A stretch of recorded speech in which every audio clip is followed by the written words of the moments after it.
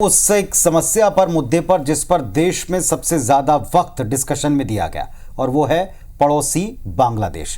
कहते हैं कि अगर पड़ोस जल रहा तो आपके देश के भीतर उसकी तपिश महसूस होती ही है, आपके यहाँ भी इसकी चिंता होती है। बांग्लादेश और भारत के बीच भी कुछ ऐसा ही है।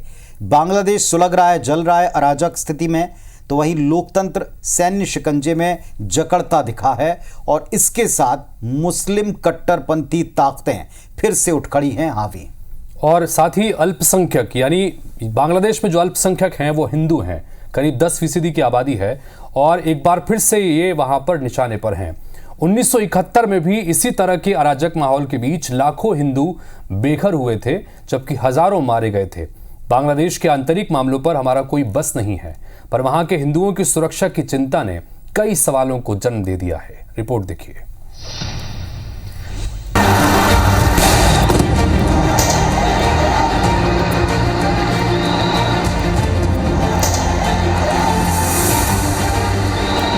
बांग्लादेश में आरक्षण को लेकर शुरू हुए बवाल ने प्रधानमंत्री शेख हसीना की कुर्सी छीन ली। शेख हसीना के देश छोड़ते ही बांग्लादेश में अल्पसंख्यक हिंदुओं की सुरक्षा खतरे में पड़ गई। प्रदर्शनकारी हिंदू मंदिरों को निशाना बना रहे, उनके घर और प्रतिष्ठान कट्टरपंथियों के निशाने पर आ गए। लिहाजा अब बांग्लादेश में मौजूद अल्पसंख्यक हिंदुओं की सुरक्षा का मुद्दा उठने लगा है। बांग्लादेश में 10% के लगभग हमारे हिंदू बंधु भी रहते हैं, उनकी भी सुरक्षा आवश्यक है। इसलिए वहाँ की सेना से इस समय जिनके हाथ में सत्ता है, उन लोगों से हम ये अनुरोध करना चाहते हैं कि हमारी हिंदू जनता को कोई परेशानी नहीं होनी चाहिए और उनके योगक्षेम का भी निरंतर ध्यान रखा जाना चाहिए। एक तरफ शंकराचार्य स्वामी अविमुक्तेश्वरानंद की चिंता के बीच भारत सरकार अलर्ट मोड पर है। मंगलवार सुबह सरकार ने पीएम आवास पर एक सर्वदलीय बैठक बुलाई, जिसमें प्रधानमंत्री और नेता प्रतिपक्ष राहुल गांधी दोनों शामिल हुए। वहीं संसद में विदेश मंत्री एस जयशंकर ने बांग्लादेश के ताजा हालात और अल्पसंख्यकों की सुरक्षा को लेकर स्थिति साफ की। Properties of individuals associated with the regime were torched across the country. What was particularly worrying was that minorities, their businesses and temples also came under attack at multiple locations.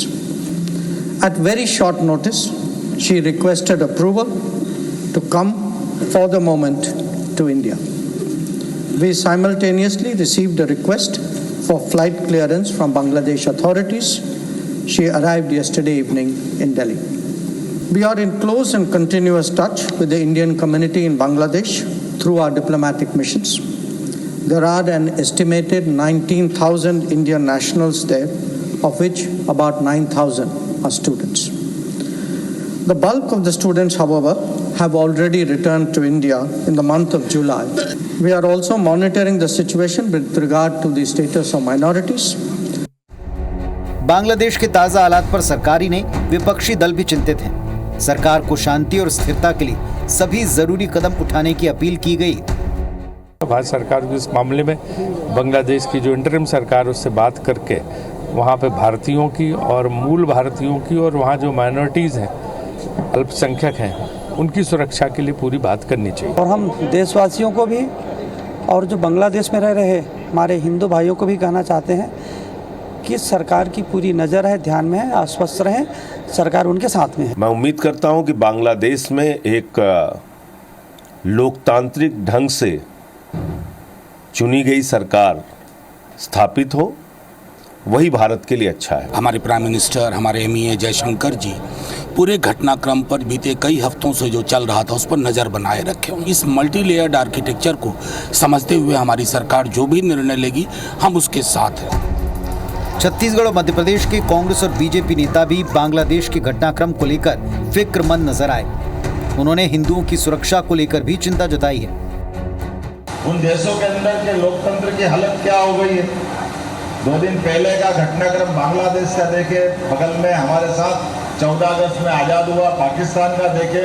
ये हालत इसलिए हुई कि उनके साथ समाज में इस प्रकार की चेतना जागृत करने के लिए ऐसे राष्ट्रवादी दलों का अभाव हुआ और उनकी दुर्दशा हुई। बहुत दुखद है वास्तव में, और इस पर जल्दी ही कुछ न कुछ आदरणीय प्रधानमंत्री जी और राष्ट्रीय स्तर पर, केंद्र के स्तर पर इस पर कुछ ना कुछ बातचीत और निर्णय निश्चित रूप से होगा। कि नरेंद्र मोदी जी ने एक वीडियो वायरल जारी कर कहा था कि बांग्लादेश के आंदोलन में वो वहां भागीदारी रहे थे। वो अभी आप क्या कर रहे हैं? हिंदुओं के ऊपर अत्याचार हो रहा है, तो ये आपको आवाज उठानी चाहिए। हम क्यों आसपास झांकते फिरते? हम अपने देश का माहौल मोहब्बत वाला बनाए ना, उस पर मेहनत करें और ये देश को दुनिया में नंबर 1 कैसे ले जाएं, उस पर मेहनत करें। इस बात की संभावना कम नजर आती है कि बांग्लादेश की नई सरकार शेख हसीना सरकार की तरह भारत के साथ दोस्ताना हो। ऐसे में क्या वहां एक बार फिर हिंदुओं को उत्पीड़न का दौर झेलना पड़ेगा? क्या हिंदुओं को उनके हाल पर छोड़ दिया जाएगा? और क्या हिंदू शरणार्थियों को भारत में जगह मिलेगी? ये कुछ ऐसे सवाल हैं जिस पर छाई धुंध की परत आने वाले कुछ दिनों में साफ होने की उम्मीद है। Bureau report, IBC 24। तो जाहिर है कि बांग्लादेश की स्थिति इस वक्त बहुत ही खराब है।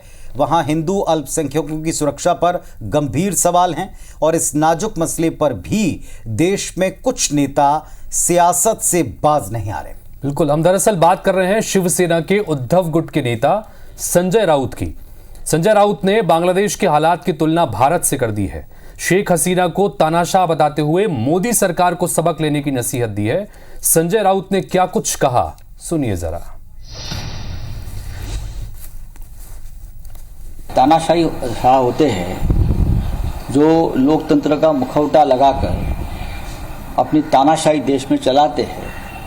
लोगों की भावना, लोगों का स्वातंत्र, लोकतंत्र कुचल देते हैं।